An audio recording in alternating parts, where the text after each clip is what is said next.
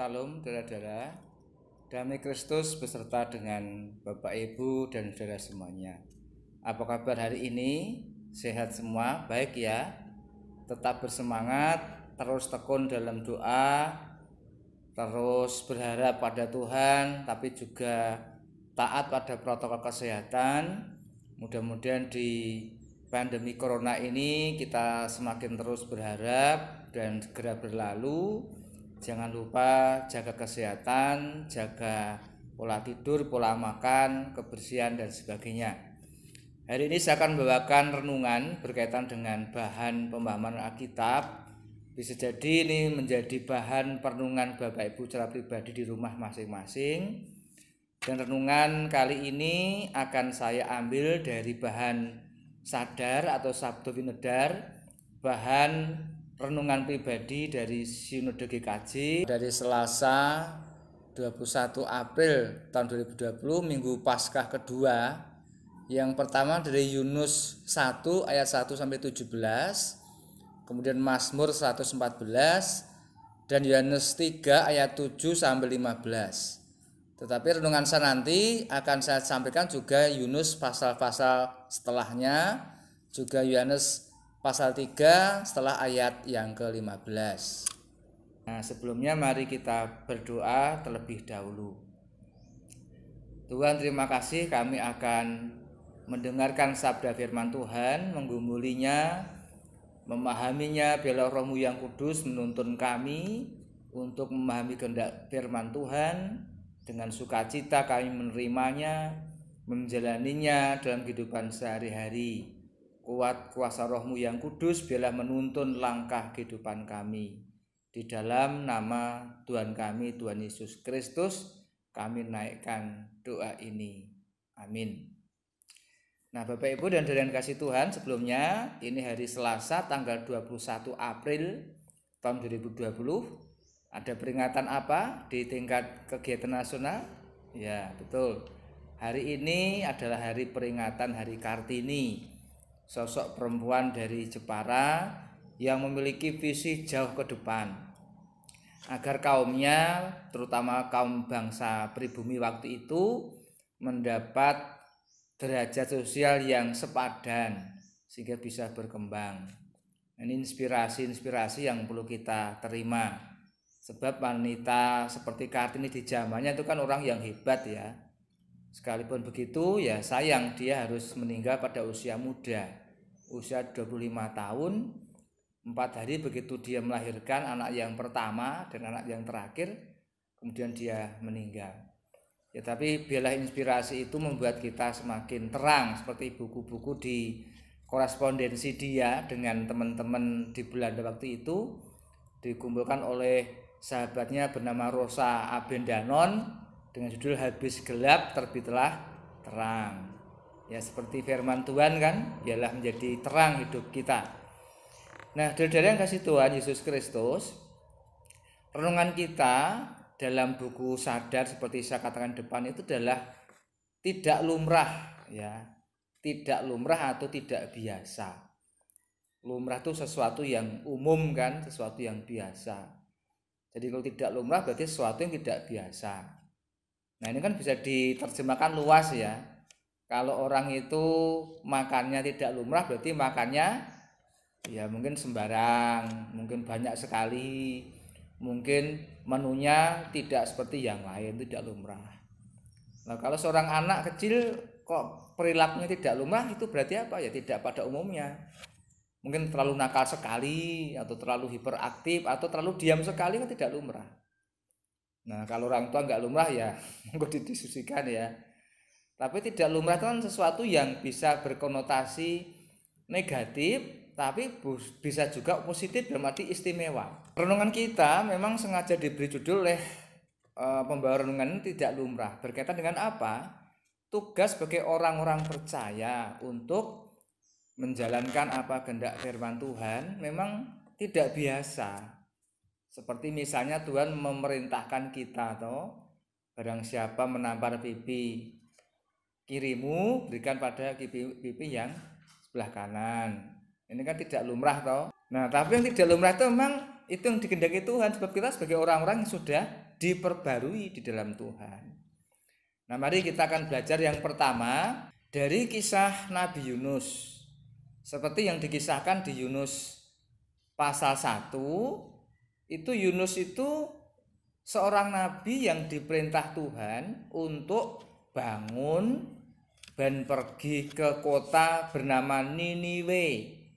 Kenapa? Karena Tuhan sudah mendengar kejahatan mereka dan Yunus diperintahkan untuk menyerukan pertobatan. Tetapi di pasal 1 Yunus justru tidak pergi seperti yang diperintahkan Tuhan, tapi malah bersiap melarikan diri ke Tarsis, jauh di hadapan Tuhan, dan ia pergi ke Yafo dan mendapat sebuah kapal, kemudian berangkat ke Tarsis. Ya, ini memang tidak dijelaskan lebih detail dulu di pasal ini kenapa Yunus kok kemudian tiba-tiba melarikan diri. Nah, mungkin Bapak Ibu dan saudara-saudara, pernahkah bertindak seperti Yunus ini? Ya, Tuhan punya kehendak tapi kemudian tidak dijalankan dan melarikan diri. Ya, mungkin tidak sampai melarikan diri ya. Tapi Yunus itu kan memang menghindar. Nah, bukankah ini kan sering terjadi, kita jumpai itu? Ya sudah, jangan sekarang dulu, nanti saja. Nah, yang umum apa, misalnya disuruh jadi majelis, disuruh mengerjakan suatu tugas gereja. Biasanya kan tidak banyak orang yang melamar, tapi malah seringkali banyak alasan atau bagaimana. Bu, jangan saya, yang lain saja itu loh yang lebih senior, lebih pinter. Saya nanti dulu gitu toh. Atau Mbak, jangan saya, nanti saya kalau sudah banyak waktu, ini kan masih sibuk ngomong cucu atau masih sibuk bekerja atau baru cari pekerjaan. Nah, itu kan sering gitu ya. Orang sering menghindar, dia tidak sampai melarikan diri tapi menghindar sih. Nah, Yunus ini melarikan diri ke Tarsis dan Tuhan tahu apa yang dilakukan oleh Yunus. Maka Tuhan kemudian menghukum Yunus dengan cara apa? Perahu yang ia tumpangi terjadilah goncangan besar melalui angin ribut yang besar, sehingga kapal terombang-ambing hampir hancur. Nah, awak kapal itu heran, ini ada apa kok tiba-tiba kapal seperti kena malapetaka. Nah, setelah dicari tahu ternyata apa? Ada orang baru bernama Yunus, ternyata apa? Dia tidur nyenyak di geladak kapal. Dan sementara yang lain itu akan binasa. Nah, ini kita ingat seperti ketika waktu Yesus bersama para murid di atas perahu ya, para murid kan berteriak-teriak, Tuhan kita binasa ya, karena perahu mereka diombang-ambingkan oleh angin ribut yang besar. Nah, sementara Pak Yesus cuma tidur di dalam perahu itu. Nah, ini mungkin hampir sama ceritanya ya. Nah, maka orang-orang yang bersama Yunus itu kemudian membuang undi. Ini pasti ada sesuatu yang membuat mereka tuh kena celaka dan kena malapetaka. Dan betul kenalah Yunus oleh undi itu. Dan Yunus ditanya, coba kamu beritahu kepada kami, kamu dari mana, pekerjaanmu apa? Nah, Yunus kemudian terus terang, aku ini seorang Ibrani, aku takut pada Tuhan yang empunya langit, yang telah menjadikan lautan dan daratan. Dia bercerita bahwa dia itu sengaja melarikan diri dari Tuhan karena diperintah untuk ke Niniwe. Maka terjadi apa? Untuk membuang sial, dibuanglah Yunus ke laut. Ya, sehingga kemudian Tuhan merintahkan, karena bagaimanapun mungkin Tuhan juga masih menyayangi Yunus ya. Dikirimkan seekor paus yang menelan Yunus, dan kemudian dia ditelan, dan selama 3 hari 3 malam dia dimuntahkan di pantai. Nah, itu di pasal yang pertama.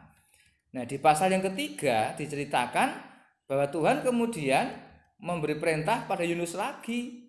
Yang kedua, untuk bangun pergi ke Niniwe, menyampaikan seruan agar mereka bertobat.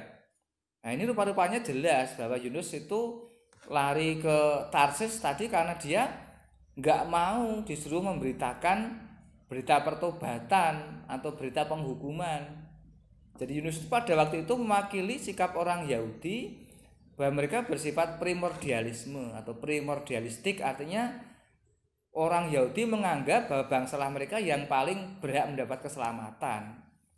Bangsa luar itu bangsa yang tidak pantas diselamatkan, bangsa kafir. Maka Yunus nggak terima diutus pada bangsa kafir itu. Tapi ternyata ketika Yunus memberitakan akan ada penghukuman untuk Niniwe, apa terjadi? Seluruh Niniwe kemudian bertobat, bahkan berkabung. Dari tua, muda, laki, perempuan, anak-anak, bahkan kemudian Raja Niniwe ketika mendengar berita itu, dia kemudian menanggalkan jubahnya, turun dari singgasananya, memakai kain kabung, diselubungkannya kain kabung, dan duduk di abu. Sebagai tanda apa? Dia menyesal dan bertobat. Dan tidak hanya itu, dia kemudian memerintahkan, memaklumkan semua orang agar apa? Manusia, ternak, lembu, sapi, kambing, domba tidak boleh makan apa-apa, tidak boleh makan rumput, dan tidak boleh minum air. Mereka harus berpuasa, menyesali dosa mereka. Sebab raja ini berpikir mungkin Allah akan berbalik dari keinginannya untuk murka dan menyesal, ya, sehingga murka yang menyala-nyala itu kemudian dia akan hilangkan. Dan betul yang dilakukan. Itulah mengapa Yunus kemudian tidak rela melihat bangsa lain kemudian bertobat. Maka kemudian dia itu mukanya muram, menyesal, lalu marahlah ia. Coba bayangkan, wong orang lain bertobat, diberitahu tentang dosanya, kemudian malah mengadakan perkabungan dengan berpuasa, kok ini kok malah Yunus tidak seneng, kok malah marah tuh ya, heran tuh. Nah, memang betul tadi, karena dihinggapi oleh perasaan bahwa bangsa lain tidak mungkin diselamatkan oleh Allah, bangsa lain tidak mungkin itu dikasih Allah. Maka ketika berita tentang pengampunan diberikan pada Niniwe, kitab ini tidak menunjukkan bahwa Allah itu mengasihi tidak hanya bangsa Yahudi, tetapi bangsa lain di luar Yahudi. Semua orang dikasihi.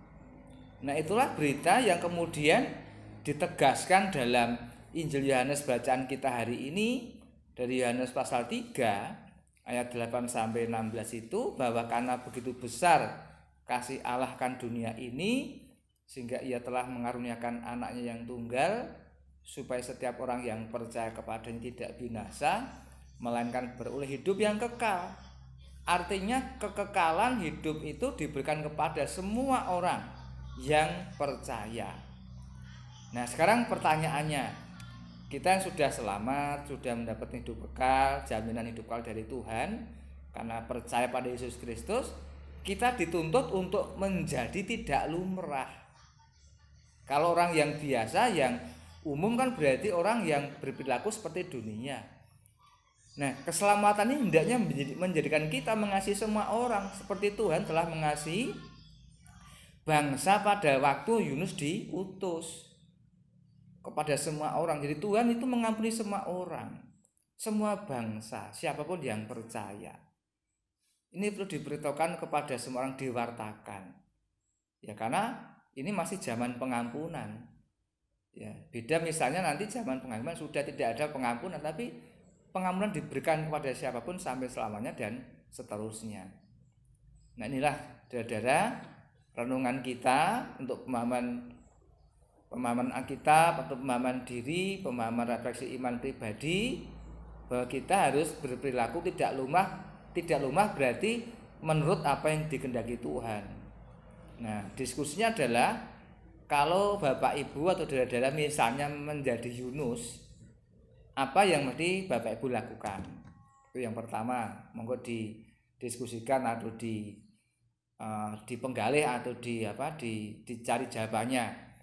Yang kedua, andai kata Bapak Ibu saudara itu menjadi Allah atau di pihak Allah, apa yang akan Bapak Ibu lakukan untuk orang yang bernama Yunus? Yang terakhir, menjadi tidak lumrah seperti zaman sekarang, artinya berperilaku seperti yang diperintahkan Tuhan, itu kayak apa atau zaman sekarang ini? Nah, inilah pergumulan refleksi iman kita. Selamat bergumul. Mudah-mudahan Tuhan memberkati kita semua, memberikan kekuatan pada kita semua. Amin.